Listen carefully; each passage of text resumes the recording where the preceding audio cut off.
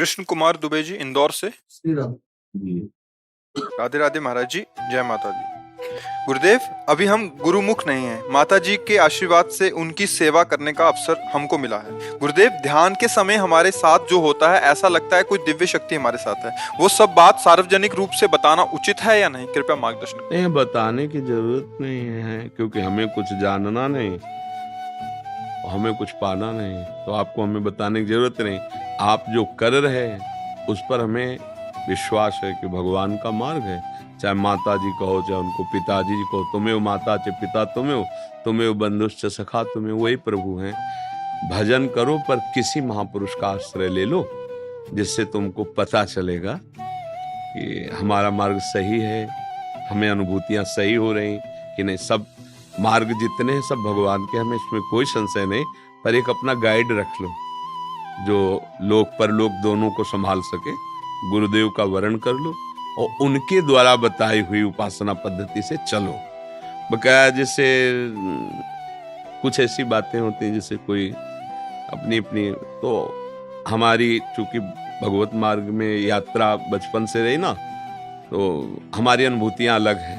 जैसे कोई कहता है हम कांपने लगते हैं, हमें चिलकल होती है, हमें कोई आवेश होता है, कोई शक्ति आती है। तो कितने घंटे बैठते हो तुम? 8-8 घंटे बिना हिले, पद्मासन सिद्धासन। तो अब ये बातें मान लो जैसे कोई बतावे तो तुम लोग मान सकते हो, लेकिन हमारा जीवन ही वही रहा है ना। और ऐसा कह दे कि आप भगवान की उपासना करते हो, हम देवी की नहीं। सबसे पहले हमारी देवी की आराधना रही। सबसे पहले माँ गायत्री, क्योंकि ब्राह्मण घर में जन्म हुआ तो अनुष्ठान गायत्री। फिर दूसरा हुआ साम्ब सदाशिव, भगवती उमा और भगवान शंकर। फिर ट्रांसफर हुआ वृंदावन, प्रिया और प्रीतम। तो वैसा तो कोई बचा नहीं कि जहाँ से। अच्छा, पहली उपासना में सब चलता है, जैसे गायत्री अनुष्ठान था तो रामायण का भी पाठ, हनुमान जी का चालीसा का भी पाठ, सब चलता था धीरे धीरे धीरे धीरे। तो ऐसा नहीं कि अनुभूतियां नहीं। जो भगवत चिंतन में भगवदाकार वृत्ति होती, देह भाव भूलता है। मुझे आवेश आता ऐसा नहीं, मैं रह नहीं गया, केवल आवेश ही आवेश है। कौन है, कहाँ है, क्या है, ये मुझे नहीं पता, वो चल रहा है आंतरिक उसमें। अब जैसे आप ब्रह्मचारी नहीं हैं, आप में पावर नहीं है, आप गाढ़ चिंतन करेंगे तो आपके शरीर में कंप होने लगेगा, झटके आने लगेंगे। या आपके शरीर की कमजोरी है, कोई भक्त वो मतलब दैवी शक्ति का आवेश थोड़ी नहीं। तो ऐसा नहीं है। हम जिसका चिंतन करें उसका पावर हमारे अंदर आएगा कि नहीं आएगा?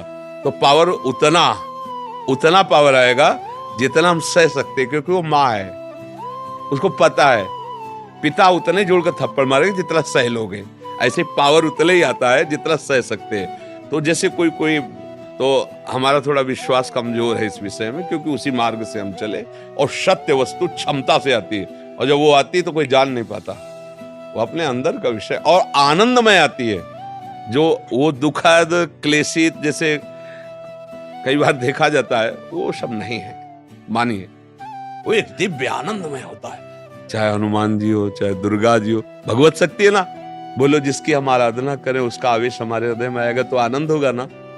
आनंद का लक्षण क्या था? रोम रोम पुलकित हो जाना, अश्रु प्रवाह हो जाना, एक मस्ती छा जाना, एक विशेष। कोई अपना प्रिय मिले तो कैसा लगता है, या प्रिय के मिलने का संदेश हो तो कैसा लगता है। तो ऐसा भाव तो समझ में आता है। और अगर कोई शक्ति मान करके, तो फिर उसके लिए वो साधना करने की तुम्हारी सामर्थ्य नहीं है। वो साधना की दैवी शक्ति को अपने अधीन कर ले, वो तो जैसे माँ भगवती का जब जो स्वरूप है ना, बलवती, किसी की ताकत नहीं कि सह सके। बहुत, वो तो अखिल शक्ति, महामाया शक्ति है। तो बच्चा बन करके खेल सकते हो, बच्चा बन के माँ कितनी भी बड़ी हो, उसका बच्चा है, हम तो खेल नहीं सकते? उसकी गोद में बैठ के खेल सकते हैं? खेल नहीं। देखो, बच्चे लघु शंका नहीं कर देते, शौच कर देते अपनी माँ की गोद में।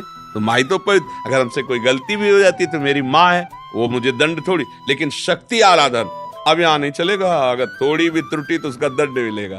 तो कोई भी आराधना करो, अपना संबंध मान के करो कि मेरी माँ है, और उसका फल ये होना चाहिए कि इनके चरणों में और प्रीति हो, और मैं इनके स्वरूप को समझ पाऊं, मेरे अंदर कोई चाह न रह जाए, इनके अनुकूल चलूं। तो इसे उपासना कहते हैं। अब हम इतना ही समझ पाए हैं, अब आगे हमें कुछ बताने की इसलिए जरूरत नहीं कि हमें कुछ जानना नहीं है। और आपको जो अनुभव हो रहा है उसके अनुसार आप आगे बढ़िए। ये जरूर है, सब रूपों में हमारे भगवान ही हैं, खूब नाम जप कीजिए और अच्छे से चलो।